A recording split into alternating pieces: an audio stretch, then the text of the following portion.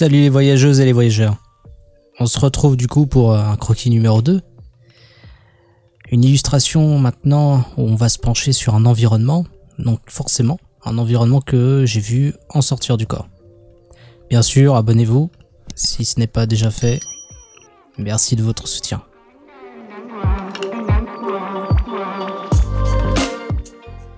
Donc juste pour dire au niveau de la technique, je suis en train de poser des aplats de couleurs au niveau de gris, donc ça c'est une technique assez classique, mais que j'ai pris chez un artiste qui fait des vidéos justement et des formations. Donc j'utilise sa technique à lui, parce que j'ai pas l'habitude de faire des environnements comme ça.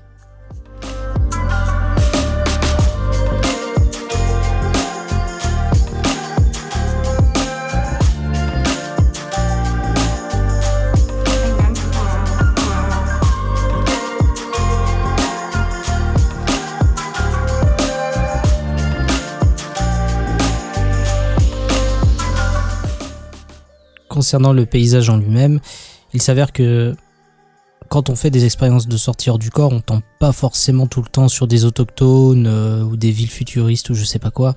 Des fois ça peut être juste un paysage, aussi bizarre soit-il quelquefois. Et là c'est ce que je vais essayer de vous retranscrire.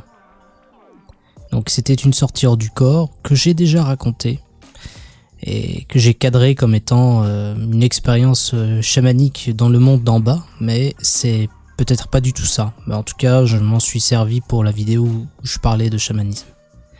Et je dis ça parce que il y avait des espèces de piliers justement qui essayaient qui maintenaient une sorte de plafond. Et il y avait un espèce d'écosystème, c'était comme si on était dans une sorte d'intra-terre.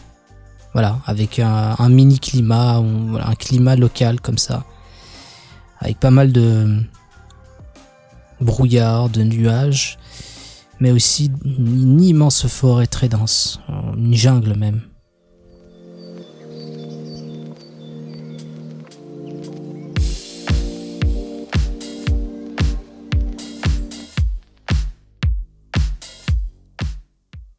Bah ouais, parce que en sortir du corps, on ne sait pas forcément où on atterrit. Hein.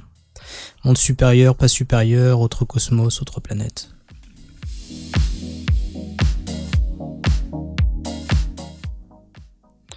Des fois, on peut même, par exemple, avoir le réflexe, c'est un bon réflexe, de se mettre en orbite pour regarder si on n'est pas sur une autre planète ou si c'est pas la Terre ou quoi.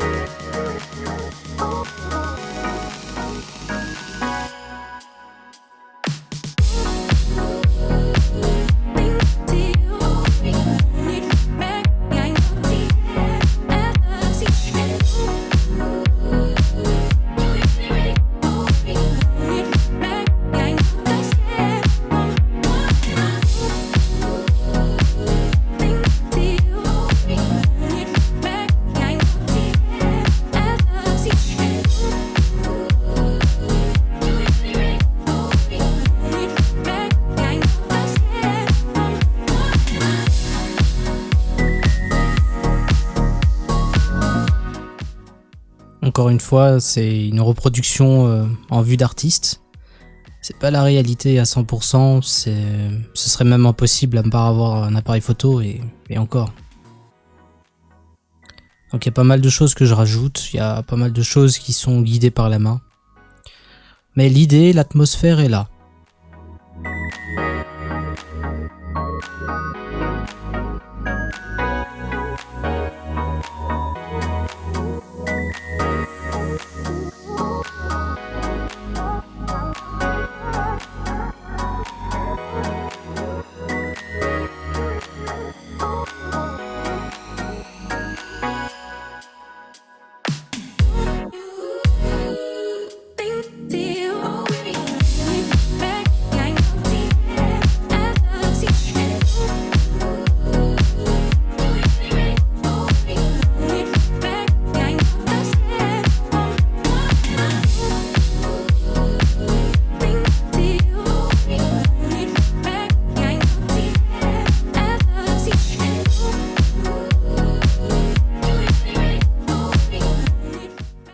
Comme on a pu voir la dernière vidéo sur la quatrième dimension de l'espace, il y avait un truc que j'avais oublié de parler, c'était la translocalisation.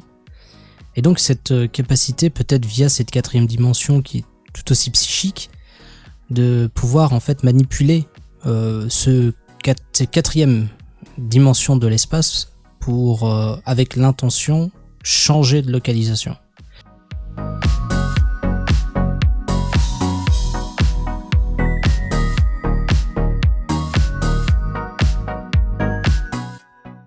C'est-à-dire que c'est avec l'intention, en fait, que tout simplement on voyage, ce qui semble assez logique.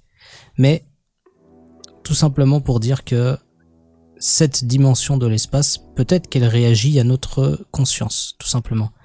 Alors que souvent, on cherche des réponses technologiques à ce genre de choses, même si on est vraiment dans des hypothèses quand il s'agit de mathématiques et de sciences.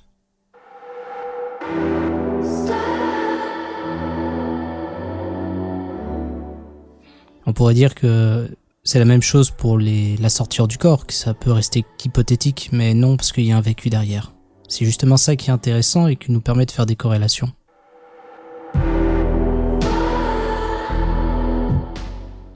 Et on remarque assez souvent que on est entouré en fait par cette espèce de tourbillon noir, des fois fluide ou pas, comme un tunnel en fait, et on peut le rapprocher au tunnel Rosen-Einstein quoi.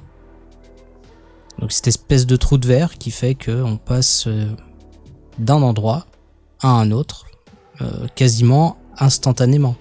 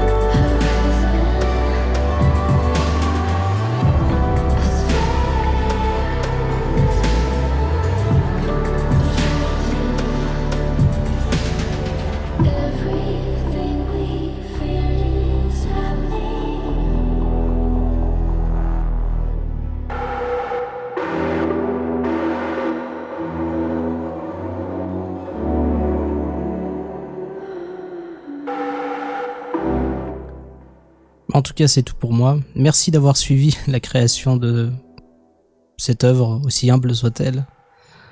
Merci encore d'avoir suivi, et je vous retrouve très bientôt de toute façon pour une autre vidéo.